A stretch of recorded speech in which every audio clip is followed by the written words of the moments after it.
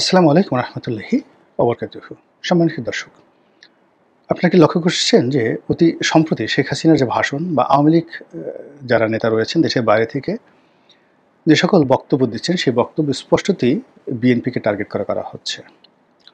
২ নম্বর হলো শেখ হাসিনার ব্যক্তিগতভাবে বেগম জিয়া এবং তারেক রহমান সম্পর্কে যে একটা অ্যালার্জি ছিল সারাটা জীবন।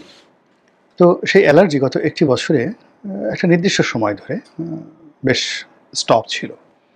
বেগম জিয়াকে নিয়ে তিনি কোনো মন্তব্য করেননি এবং অবস্থা দৃষ্টে মনে হচ্ছিল যে তারা বিএনপির সঙ্গে একটা সমঝোতা, একটা সুসম্পর্ক স্থাপন করতে চায়। কিন্তু হাল আমলে যে জিনিসটি লক্ষ্য করা যাচ্ছে সেটি হলো এখন আওয়ামী লীগের যারা লোকজন রয়েছেন তারা সরাসরি বিএনপিকে টার্গেট করে কথাবার্তা বলছেন এবং আগামীতে তারা বিএনপিকে তাদের যে প্রধান প্রতিপক্ষ সেইভাবে তারা তাদের কর্মসূচি প্রণয়ন করবেন, কথাবার্তা বলবেন, এটা প্রায় নিশ্চিত। এই জিনিসগুলো কেন হচ্ছে? মূল যে বিষয়টি, সেই বিষয়টি হলো যে আমাদের দেশে রাজনীতির অনেকগুলো দাবার চাল রয়েছে। এখানে অসম্ভব সব ঘটনা ঘটে। আপনি যদি ১৯৮৬ সন থেকে আজ পর্যন্ত আমাদের রাজনীতির অঙ্গনে যে মেরুকরণগুলো হয়েছে, এই মেরুকরণগুলো কল্পনা করলে বুঝতে পারবেন যে এখানে এমন সব অসম্ভব ঘটনা ঘটেছে যেটা সাধারণত অন্য কোনো রাজনৈতিক দল তো দূরের কথা, অন্য কোনো রাজনৈতিক যে কালচার রয়েছে বা দেশ রয়েছে সে সকল দেশে এই ধরনের ঘটনা এত তাড়াতাড়ি ঘটে না, এত দ্রুত ঘটে না। এরশাদ জামানাতে ১৯৮৬ সনে জামাতের সঙ্গে আওয়ামী লীগের একটা দহরম-মহরম সম্পর্ক ছিল। আবার সেই সম্পর্কটি ১৯৯১ সনে এসে সেই সম্পর্কটি ৯১ সনে এসে বিএনপির সঙ্গে হয়ে যায়। আবার ১৯৮৮ সনে জামাতের সঙ্গে কিন্তু জাতীয় পার্টির একটা ভালো সম্পর্ক তৈরি হয়ে যায়। আস্তে আস্তে আমি জিনিসগুলো বলছি। ১৯৯৬ সনে জামাতের সঙ্গে আওয়ামী লীগের একটা সম্পর্ক হয়। আবার ২০০১ সনে বিএনপির সঙ্গে জামাতের সম্পর্কটা এত গভীর হয় যে সম্পর্কের কথা কল্পনাই করা যায় না। বলা হয় জামাত বিএনপি জোট এবং সেখানে কার্যত ২০০১ থেকে ২০০৬ সন পর্যন্ত ম্যাটিকুলাসলি বিএনপির উপর ভর করে জামাত যে রাজনীতি করেছে এটা বিরল এবং তার কারণে আজকে তারা একটা অপ্রতিরোধ্য শক্তি হিসাবে দাঁড়িয়ে গেছে। এখন বিএনপির কথা চিন্তা করি। বিএনপি রাজনৈতিকভাবে প্রথম থেকে অনেকের সাথে বন্ধুত্ব করেছে। মুসলিম লীগের সঙ্গে করেছে, জামাতের সঙ্গে করেছে। এমনকি তাদের প্রয়োজনে তারা সর্বোচ্চ চেষ্টা করেছে জাতীয় পার্টির সঙ্গে একটি সম্পর্ক স্থাপন করার জন্য, কিন্তু সেটা হয়নি। ইতিহাসে বিভিন্ন সন্ধিক্ষণে আমরা দেখেছি বিএনপি এবং আওয়ামী লীগ তাদের মধ্যে একটা সৌহার্দ্যপূর্ণ সম্পর্ক হয়েছে। দুই নেত্রী বসেছেন, ডায়ালগ করেছেন, তাদের ছবি ছাপা হয়েছে। তারেক রহমান সাহেব তিনি টুঙ্গিপাড়াতে গিয়েছেন। আবার দেখা গেল যে সজীব ওয়াজেদ জয় যখন বাংলাদেশে এলেন তখন হাওয়া ভবনের পক্ষ থেকে জহিরুদ্দিন স্বপন সহ বেশ কয়েকজন নেতাকে জনাব তারেক রহমান তার শুভেচ্ছা বার্তা দিয়ে জয়ের নিকট পাঠিয়েছেন। এই জিনিসগুলো রাজনীতির যে অভিলাষ, বন্ধুত্ব করার অভিলাষ, এই অভিলাষগুলো ফুটে উঠেছে। পরবর্তীতে আবার দেখা গেল যে বেগম জিয়ার প্রতি যে নির্মম এবং নিষ্ঠুর আচরণ করেছে আওয়ামী লীগ, তাকে গৃহবন্দী করে রেখেছে। তার বাড়ির কারেন্টের, তার অফিসের কারেন্টের যে বা বিদ্যুতের যে লাইন এটা বন্ধ করে দেওয়া হয়েছিল, এমনকি পানির সংযোগও বন্ধ করে দেওয়া হয়েছিল এবং পাশের বাড়ি থেকে বিদ্যুৎ এবং পানি এনে কোনো মতে এই তারা যখন আবদ্ধ ঠিক সেই সময়টাতে বেগম জিয়ার যে কনিষ্ঠ সন্তান সজীব মানে আরাফাত রহমান কোকো, তো তিনি মারা যান, অসুস্থ হয়ে মারা যান এবং তার লাশ যখন বাংলাদেশে আসে তার আগেই শেখ হাসিনা যান বেগম জিয়ার সঙ্গে দেখা করার জন্য এবং তাকে গেট থেকে ফিরিয়ে দেওয়া হয়। এবং এটা নিয়ে নানা কথা রয়েছে যে শেখ হাসিনা সেখানে গিয়েছিলেন মূলত নাটক করার জন্য, উদারতা দেখানোর জন্য, আর বেগম জিয়া এরকম একটা নাটকের জন্য আসলে মেন্টালি প্রস্তুত ছিলেন না। এর কারণ হলো তিনি একে তো বয়োবৃদ্ধ, অসুস্থ, তারপর সন্তান হারানোর শোক, এরপর তার উপর যে জুলুম অত্যাচার, এই জুলুম অত্যাচারের পর শেখ হাসিনার আগমনটা তার কাছে একটা অপমান এবং চপেটাঘাত বলেই মনে হয়েছে। এনিওয়ে, তো এই ঘটনাগুলো বাংলাদেশে ঘটেছে। আপনি কোনো অবস্থাতেই যদি এগুলোর আপনি নমুনা ধরেন যে আগামীতে আশ্চর্যজনক কোনো ঘটনা ঘটবে না, এটা আপনি বলতে পারেন না। একটা সময় আওয়ামী লীগের সঙ্গে এরশাদের খুব ভালো সম্পর্ক ছিল, আবার সেই সম্পর্ক খারাপ হয়ে যায়, আবার তাদের মধ্যে বন্ধুত্ব হয়, আবার শেখ হাসিনা পুরো জাতীয় পার্টিকে একটা গৃহপালিত বিরোধী দল রূপে তাদেরকে যেভাবে ছলে বলে কৌশলে যাকে বলা হয় পুশ ইন করে, স্লো পয়জনিং করে আজকের অবস্থায় পৌঁছে দিয়েছে, যেখানে জাতীয় পার্টির কোনো অস্তিত্বই বলতে গেলে কাগজে কলমে আছে, আর উত্তরবঙ্গের কিছু মানুষের হৃদয়ে আছে। কিন্তু একটি দল, যে দলটি আসলে কার্যত 2001 সন পর্যন্ত যথেষ্ট শক্তিশালী ছিল, সেই দলের যে দুরবস্থা সেটা শেখ হাসিনার যে চাণক্য নীতি, সেই চাণক্য নীতির ফলে হয়েছে। কিন্তু তারপরেও জাতীয় পার্টি এবং আওয়ামী লীগের যে প্রেম, এটা কিন্তু এখনো পর্যন্ত বন্ধ হয়নি।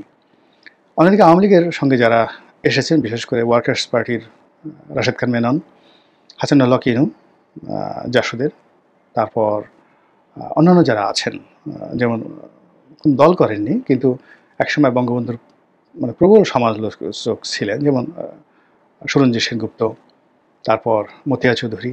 তো তারা আওয়ামী লীগে যেভাবে একীভূত হয়েছেন, কিংবা মাহমুদুর রহমান মান্না সাহেবের মতো একদম প্রখ্যাত ছাত্রনেতা, যাদের রাজনীতি ছিল বাম ঘরানার এবং বঙ্গবন্ধু শেখ মুজিবুর রহমানের সমালোচনা, তো তারা একটা সময় আওয়ামী লীগে যোগদান করেছেন। তো এই হলো রাজনীতির সমীকরণ। তো সেই সমীকরণে শেখ হাসিনার যে বাংলাদেশ থেকে চলে যাওয়া, ভারতে আশ্রয় নেওয়া এবং বাংলাদেশের রাজনীতিতে যে বিএনপির জয় জয়কার এবং ক্ষমতা আসাটা প্রায় যখন 100% নিশ্চিত, তখন মনে হচ্ছিল যে বিএনপির বি টিম হিসেবে বা বিএনপিকে তেলবাজি করে আওয়ামী লীগ তাদের অস্তিত্ব বজায় রাখবে। তো সেভাবেই আসলে খুব সতর্কতার সাথে বিএনপির বিরুদ্ধে কোনো কথাবার্তা বলা হয়নি, ধৈর্য ধারণ করা হয়েছে। কিন্তু ইদানিং গত 2-3 সপ্তাহ ধরে দেখা যাচ্ছে যে আওয়ামী লীগ তার পুরনো রূপে ফিরে এসেছে। তারা বিএনপিকে টার্গেট করে নানা রকম কথাবার্তা বলছে এবং তারেক রহমান সাহেবকে টার্গেট করে কথাবার্তা বলছে। এখন এটা কেন? এই জিনিসটি কেন হচ্ছে? যদি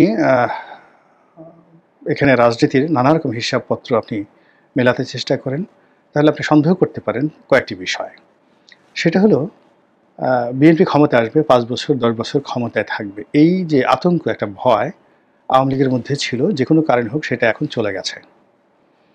চলে যাওয়ার ফলে কি হলো, তারা এখন অন্য যে কোনো জিনিসকে বাদ দিয়ে বিএনপিকে শুধুমাত্র একটা রাজনৈতিক দল হিসেবে মনে করে তাদের বিরুদ্ধে বিষোদ্গার করছে। এটা হলো প্রথম সম্ভাবনা।